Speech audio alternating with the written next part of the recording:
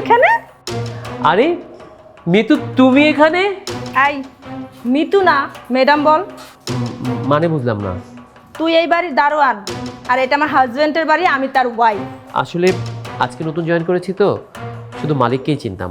তুমি যে ওনার ওয়াইফ, মানে এই বাড়ির ম্যাডাম, সেটা জানতাম না। এই আবার তুই আমাকে তুমি করে বলছিস? আপনি করে বল। তোকে দেখে না আমার হাসি পাচ্ছে। তুই এইটাই ডিজার্ভ করস। দারোয়ানের চাকরি ছাড়া আর তুই কী পাবি? তোর সাথে প্রেম কেন করি নাই জানিস? ব্রেকআপটা কেন করেছিলাম? তোর অকাত এটাই। তোর মতন ছোট লোক গরিব আর কি করতে পারবি? আজকে দেখ আমি কত বড় বাড়ির মালিক, আমার স্বামী কত কোটি কোটি টাকা বিজনেস। তোর সাথে থাকলে আমার থাকতে হতো সেই একটা ছোট খুপড়ি ঘরে, আর একবেলা হয়তো খেতে পেতাম, একবেলা হয়তো খেতে পাইতাম না।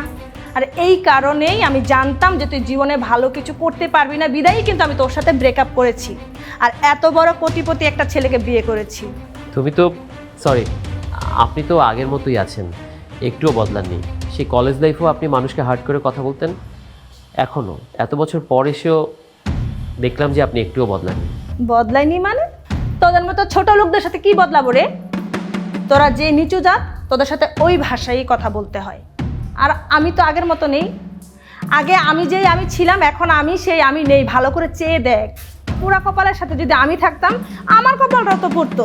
তুই দেখ, তুই স্কুলে ভালো ছাত্র ছিলি, মানে প্রথম বয় ছিলি আমাদের স্কুলে, আর সে তুই আজকে আমার বাসার দারোয়ান। বিষয়টা হাস্যকর না?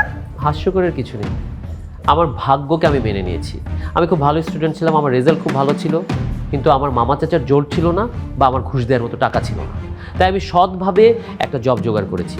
এর আগেও আরেকটা কোম্পানিতে ছিলাম, সেখানে আমার স্যালারি একটু কম ছিল, বাট এইখানে স্যালারি বেশি বলে আমি জয়েন করেছি। তার চেয়ে বড় কথা হলো আমি হ্যাপি। আমার এই অল্প টাকার আয়ে, অল্প রুজিতে আমি হ্যাপি আছি। আপনি আমাকে এতগুলো কথা না শোনালেও পারতেন। তার চেয়ে বড় কথা, আপনি এই তুই এখানে কি করছিস? আমি বাসায় গিয়ে দেখি তুই আমার পাশে নেই, আর তুই এখানে দাঁড়ানোর সাথে কথা বলছিস। চল বাসা চল। দাঁড়ান একটা মিনিট স্যার, চলেই তো যাবেন, কিছু কথা বলি।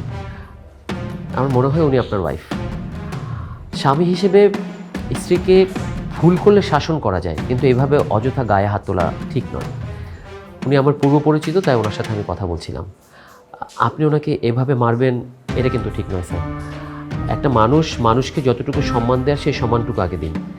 যেহেতু উনি এখানে আমার সাথে কথা বলছিল, আপনার আগে জিজ্ঞেস করা উচিত ছিল কার সাথে কথা বলছে, কেন বলছে, তারপরে না হয় আপনি যাচাই বাছাই করতেন। আর ম্যাডাম, আপনাকে বলি, আপনি এতক্ষণ অনেক কথা বললেন, আপনার হাজব্যান্ড খুব ধনী, আপনি খুব আরাম আয়েশে আছেন, খুব ভালো আছেন, আমাকে অনেক নেগলেক্ট করলেন।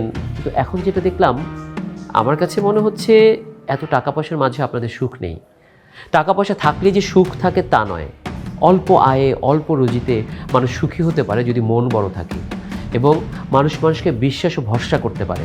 আপনার হাজব্যান্ড তো আপনাকে সেই ভরসাটুকুই করে না, এর মাঝে আবার সুখ কিসের? আপনি স্ত্রী হিসেবে আপনার হাজব্যান্ডের কাছে যে সম্মানটুকু প্রাপ্য, সেই সম্মানটাই তো তিনি দিলেন না। উল্টো আপনি আমাকে এতগুলো কথা শোনালেন। দুঃখিত স্যার, এতগুলো কথা বলে আপনাদের মূল্যবান সময় নষ্ট করেছে। I am extremely sorry.